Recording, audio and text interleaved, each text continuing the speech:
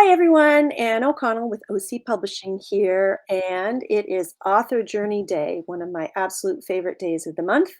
And today we have such a treat. We are going to be joined by author Jane Doucet, who is the author of the very recently released Fishnets and Fantasies. Even sounds titillating, doesn't it? Very exciting.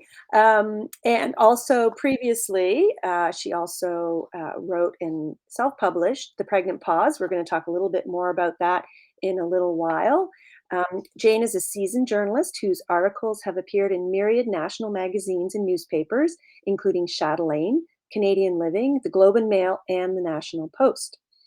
She never planned to write fiction. I know how that feels. But when she looked for a lighthearted novel about motherhood indecision that didn't end with she had a baby and lived happily ever after, she couldn't find one. Boy, can I relate to that. That's when she got the absurd idea to try writing one herself. In 2017, Jane self-published her debut novel, The Pregnant Pause, and she was thrilled when it was shortlisted for a 2018 Whistler Independent Book Award.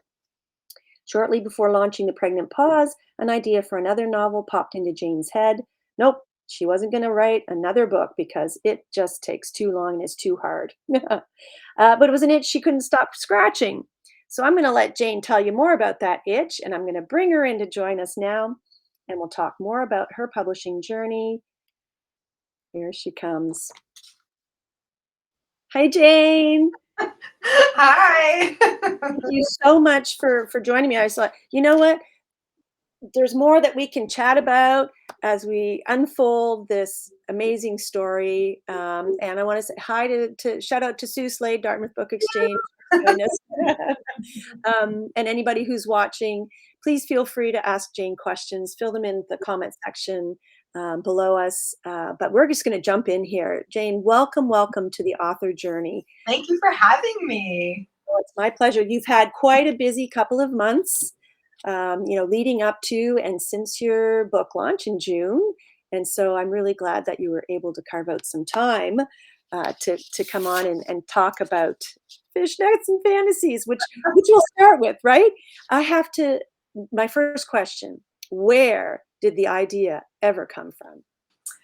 Well, as you rightly pointed out in your wonderful introduction, that I wasn't going to write another book because I was in the process of producing the first one, and it's really hard work. It takes a long time, but the short version of this story is I got an idea for a television series, and I thought it would make a great TV series. This idea of putting a sex shop in a really small town with a UNESCO Heritage Site designation. Where'd you go? My husband and I talked about it, and we've got a joining us there. Walk around. Sorry about that. This is our mascot. Yes, this is our little red collar to match. So where was I? So TV series. I talked to my husband about it, and we thought just the premise was very funny. Mm-hmm. And so, because I'm not a screenwriter, I borrowed Screenwriting for Dummies from the library, and I started writing it. It's a very different writing process, and like 10 pages. Playing the cat, right? Yes. So 10 pages in, I quit, and I said, this is going to take me the rest of my life. It's just too hard. And so I guess, but I can't give up this idea. I think it's unique and funny, and I want to try it. I decided then that I would try writing it as a novel, and then try and sell it to the CBC. That's exciting.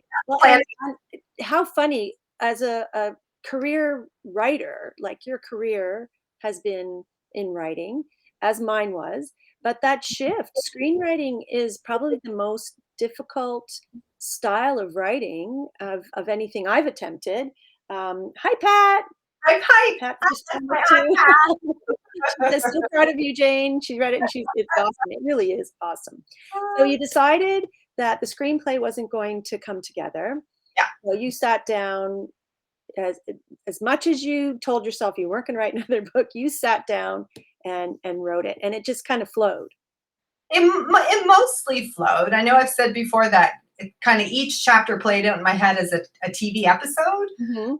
But there was, I got stuck one summer, 2 or 3 summers ago. I lost track of the years, but where I just hit a wall. I had written the ending already. And so there was a middle section that needed to be filled in, and it was really hot. And I don't know if you can see that scarf behind me. Yeah. It's covering our portable air conditioning unit because I didn't want to be bothered taking it out of the wall. I had it turned on right up until we started. And yeah, it was hot, and that's noisy. And I said, I'm taking the summer off, and I'll start again in September. When the kids go back to school, I'll go back to writing. And that's the mindset I was in. And so there was, a lull. But then, that September I started writing again, and things flowed from there. I was able to finish it. So curious to discuss your journey from self-publishing to traditional publishing. And just sort of rewind a little bit. You and I first met at a Writers Federation of Nova Scotia workshop, and then we kept sort of running into each other, whether it was Point Pleasant Park or at um, Word on the Street, exactly. Um, but you were out there, and you were pounding the pavement. You were selling pregnant paws, which I 100% totally related to. I love, yeah, there it is. Thank you. Yay. It's a great book. And really interesting that, you were looking for a book of that ilk, and there wasn't any, so you wrote it, right? Same kind of deal, in my world, very seldom, when you say, "Oh no, I don't have any children," people would either say, "Oh, you'll change your mind," or "They'll come eventually," Or or you. "Oh, I'm sorry," right? Right. No, no, it's okay. Um, so talk a little bit about the how that transition happened between From being a self-published author. publishing to Yeah. traditional. Mhm. Uh, well, way back. So I had to actually take my calculator out and go, what year is it? How old am I? Right, right. Before our interview, because it was in 2003 when I wrote the first draft of the manuscript for The Pregnant Pause, and I was 34 years old. Mhm. And I was told by a Canadian literary agent in Toronto that I would never find a Canadian publisher for it because it was considered commercial fiction, commercial women's fiction, and Canadian publishers don't touch that. Mm. And so I would have to go looking in the States or the UK for an agent, a literary agent, who would take it to the publishers, because you cannot just submit a manuscript, first draft of a manuscript yourself to publishers. It says on their websites, we do not accept Yeah. unsolicited manuscripts. So I just started, I got an email or Googled literary agents in the US and the UK, and just started. I think you had to mail them at that time, mail the first 50 pages and send like a self-addressed stamped envelope if you Actual wanted them back. snail mail. Yes, like Canada Post. And so I did that. I sent quite a few of them out and got a response from a literary agent, a woman in London, England. She was American, but she was working there and engaged to a British fellow, and she thought it was great. She was young, in her 30s, so she was the right demographic for The Pregnant Pause, and she didn't have children. And so I signed a contract with her, and I was very excited. I had flew to London and met her, and we had a nice chat, and then worked with one of her associates for Mhm. 3 months on revisions. And then at the end of the Promising, right? Promising. yes, but it was I originally called it the baby formula. Uh-huh. And at the end, Cute, pardon? cute. Yeah, I thought cute as well, because the main character kept doing calculations. If I'm this age now and I start trying to have a baby at this age, and then if I get pregnant right away, I'll be this age and it'll be this year when I have a baby. And so it was like, play on words. Right.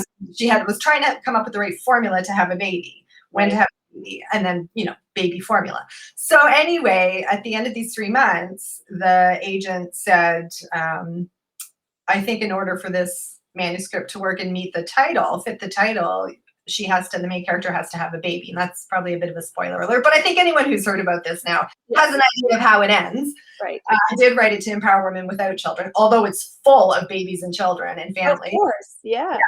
But anyway, so I just said, no, that's not my book. That's not my story. There are so many novels out there that send that message. And she had a baby and lived happily ever after. So I fired her. And I say that it's like we kind of fired each other. Right, right. You mutually decided to part company. Yeah.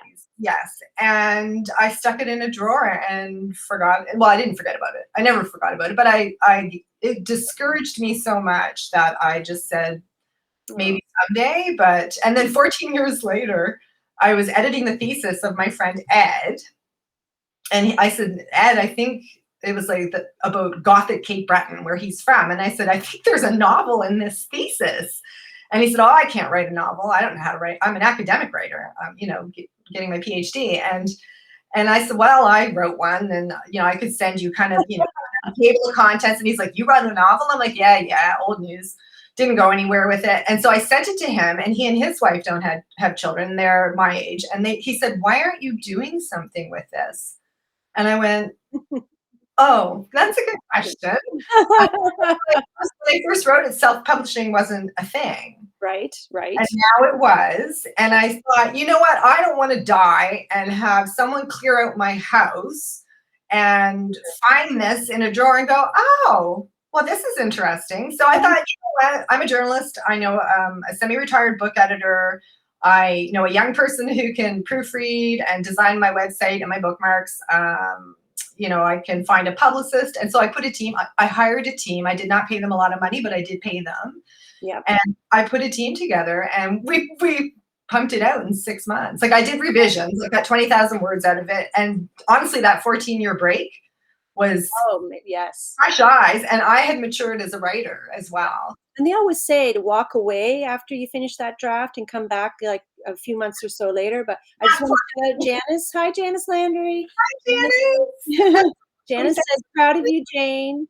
And you're very talented and also supportive of so many other creative people. It's wonderful, and we appreciate it, isn't that? Janice is a great inspiration to me. Absolutely, for so many.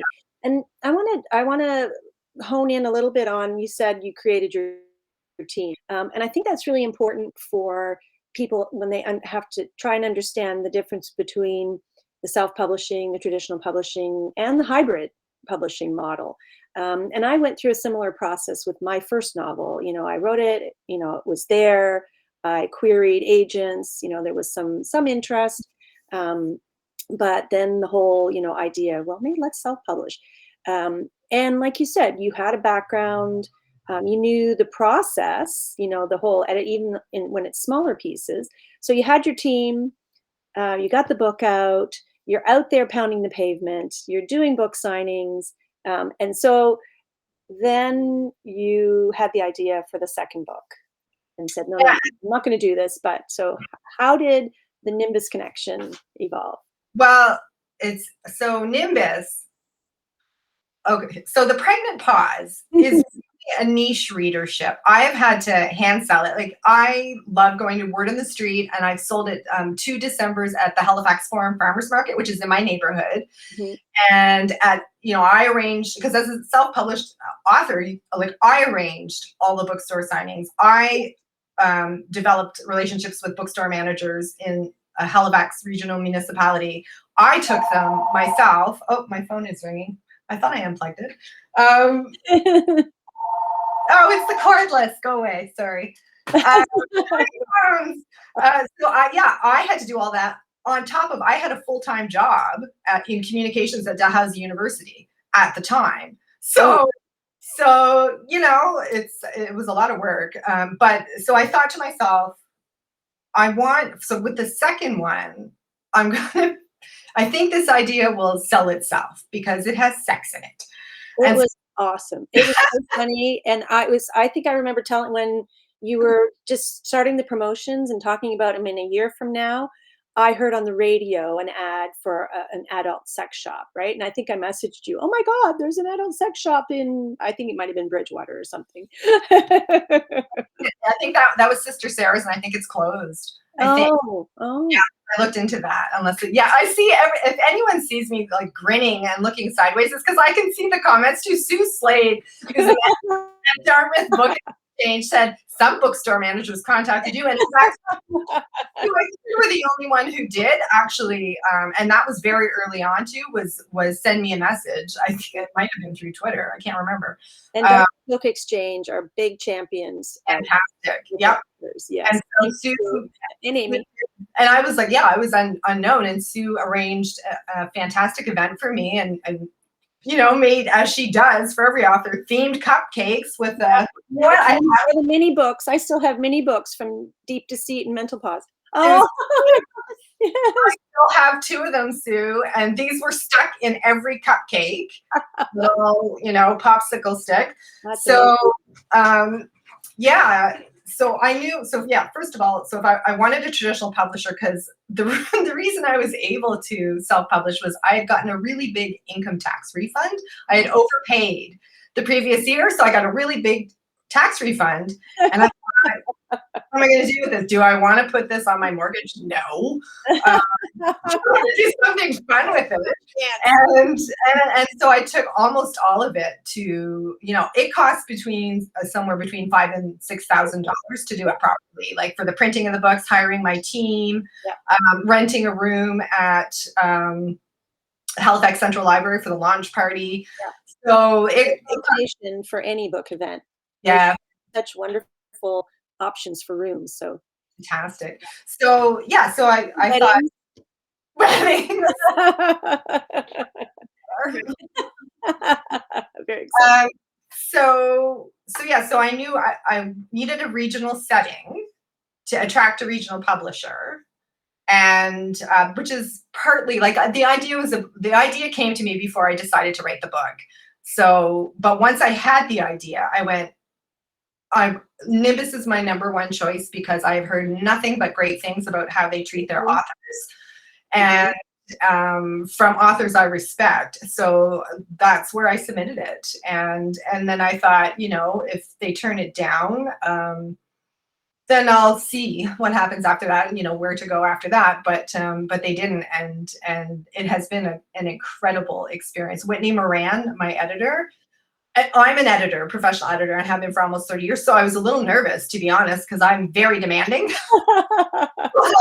And she's such a good collaborator. I think my first critique was 11 pages, 17 pages. It was a lot of pages of suggestions of, how to expand like this character and this couple and the storylines. And I actually thought, I don't know if I can do it. I don't know if I have it in me. And jump in. It's terrifying when you read that and you go, oh my gosh.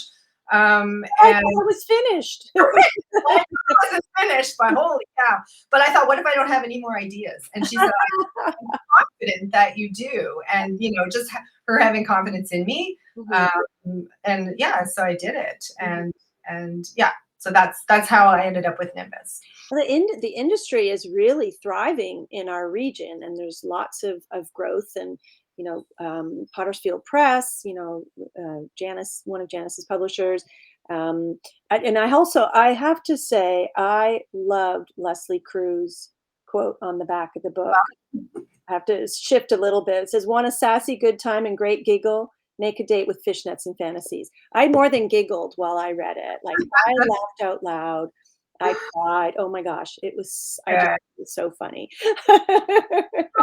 You said you just said you cried, and I know I can make people laugh. I did with the pregnant pause, Yeah. but I wanted to stretch to see if I could stretch with this one and see if I could make people cry. Because there's one passage, and I won't say what it is, but the first several times I read it when I was working on the manuscript, I got tears in my eyes, and I knew what was coming. Right. So I thought, I wonder if people will cry, and readers have been messaging me saying, I cried here, and I'm like, yes, all right. So see what Sue said. I read the funny parts to my husband, Sue Slade. a lot of people are saying that. A lot of people are saying that to me too, that they've read it out loud. I read them to the mess. That's I great. mean, literally, like, the plot twist toward the end was unexpected, and, when you talk about family dynamics and stuff like that, you're liable to strike a few chords, so Yeah. kudos to you, I think, like, laughing and crying, and I remember, somebody giving me feedback from my first novel, and she was scared to give it to me because she said, "I wasn't sure if you meant this to be funny, so I don't mean to insult you." I'm like, "No, that's good," kind of thing, because it was the other way, kind of a serious, murder mystery, Right. but with some comic, hopefully comic relief. Um, so I think, before we finish up, you talk about, the pounding the pavement and the actually selling pregnant pause by hand. And I mean, like I said, I saw you all over the place, lots of stores and things. What would you give, to a first time author who is self-publishing? What are your like must do marketing tips, book marketing tips? Book marketing. Mm. Well, so I've said all along, social media is a necessary evil. Mhm. Um, free marketing, and so that, but it's more than what you can do just at home, behind your computer. You need to, in your own area, wherever you live, there Mhm. has to be, if you live somewhere rural, probably one bookstore nearby. Yeah. And if you live in a bigger center, there'd be several bookstores, but go meet the managers. Take a copy of your book with you. That's what I did for Bookmark. I took the pregnant pause. And my first editor, freelance editor, Elizabeth Eve, said, contact Mike Ham at Bookmark. And he and I didn't know each other, but I think my subject line was Elizabeth Eve suggested that I contact you. So at least he'd see Elizabeth's name and go, I might as well read this. Right, And right. I dropped a copy off to him to look at, and he said, yeah, I'll take 10. And he didn't know me from a bale of hay. Right. So, It's the you know, personal touch for sure. so it's, meeting people. So social media, meet people, build those relationships however you can. I don't know what else. I guess, what would you do? Talk it up, chat it up, yeah.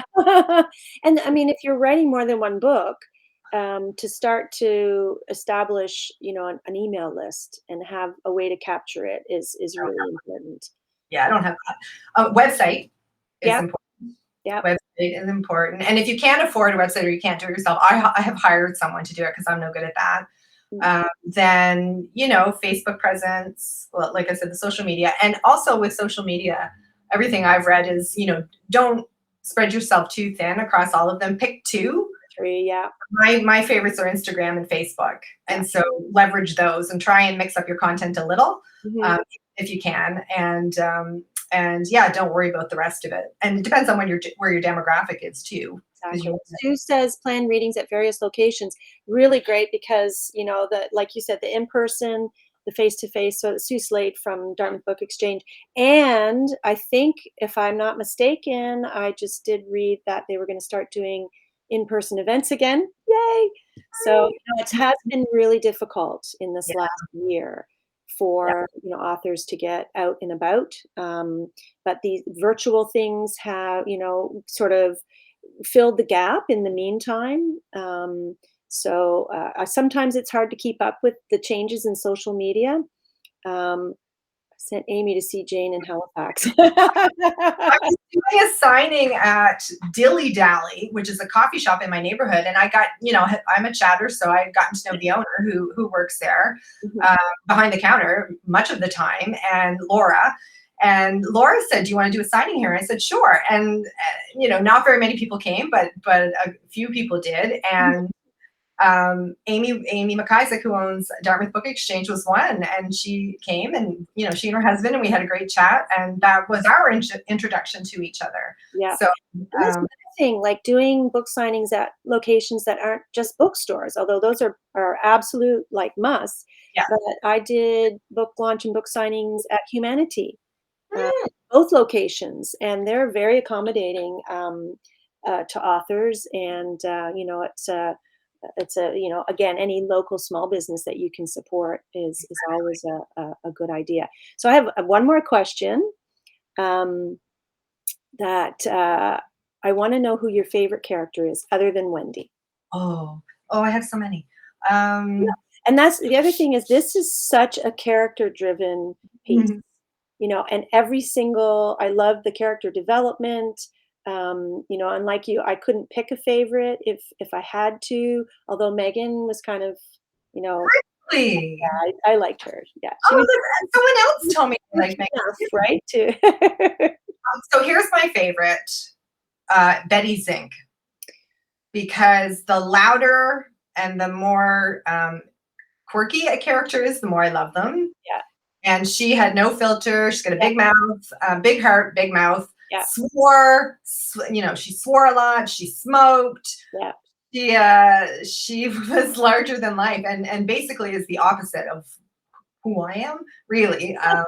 So so I just had fun with her, Yeah. and there are a couple other characters like Eric Morash also is a bit mouthy, and Frank Fazanson just has a cameo, character named Frank Fazanson, but I liked him too because he was a little irreverent. So those are my favorites. But yeah, Betty Zink, hands down, would have been my I favorite. loved the Lauren and Mary relationship. I did too. Um, and I don't want to, no spoilers or anything, but their experimentation was right.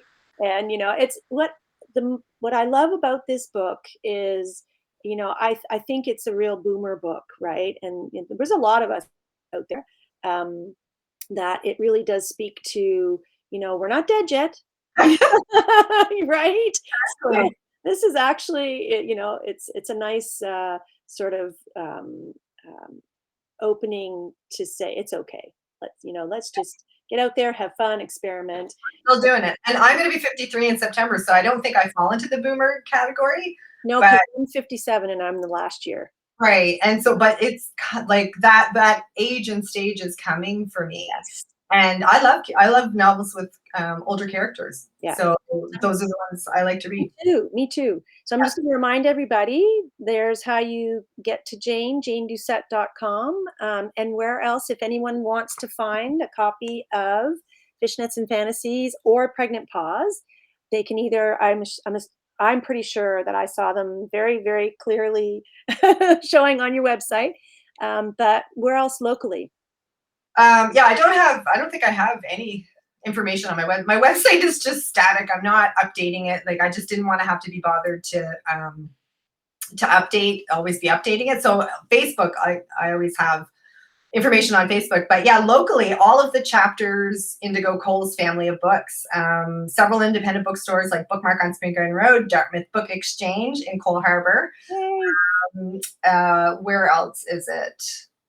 Little places like Carrefour Atlantic, Atlantic News in the Oh, excellent. section, just people, I think of it as a magazine and newspaper store, but they have local authors there as well. They have books there. And yeah, if you don't know where it is, message me. Send me a message. I'll tell you. And I'm going to assume that if you walk into a bookstore and you can't find it on the shelves, you can always ask them to order it in for you. Yep. Excellent. If it isn't already there. If it's there, they'll help you find it. And if it isn't there, they can do an order. Excellent. Well, Jane, it has been such a pleasure. I'm so happy to have had this opportunity to learn a little bit more about your author journey. And if you haven't read Fishnets and Fantasies or The Pregnant Pause, I highly recommend. And we say hi to Steve Warburton. Thank you so much for joining us. He says great talk. And And Sue, you just pointed out it's at Open Book, which is, oh, shame on me. That's Nimbus Publishing's the oh, copy Strawberry Hill. building of Strawberry Hill in Halifax. So Uh, thank you. The yes, higher book Sue, my on man. Strawberry Hill, I think it is. Excellent. And oh, thank you, Hope Dalve. And Excellent. yeah, and you look lovely in red. I decided to I ran out of red tops. So Anne Louise took over and wore red for Well, the I occasion. wanted to match the book cover. I don't do that every time, but I also thought that, it's red is the color of love and lust. There's no reason you can't have both, right? That's right. Absolutely. Thank you so much for having me. Oh This was my gosh. And good luck writing your third novel. I know that's underway, but yeah, a little bit stalled at the moment, but it'll get there. I know. And you know what? You keep me posted and we'll be in touch and we'll do this again, I hope. See you at Point Pleasant Park. Yeah, right. Thanks, Jane. That was Jane Doucet, author of Fishnets and Fantasies and The Pregnant Pause. We're so excited that she was able to join us today on the author journey, which we do every month. Next month, we will be featuring an OC Publishing author named Ailsa Kepi because she'll be launching her memoir, By the Light of the Crescent Moon, on August 26th. That we'll be doing the interview on that day. So I hope you're all doing well and staying safe and healthy and reading lots. So for now, I'll say goodbye and thank you again for joining us on the author journey presented by OC Publishing. We'll see you soon.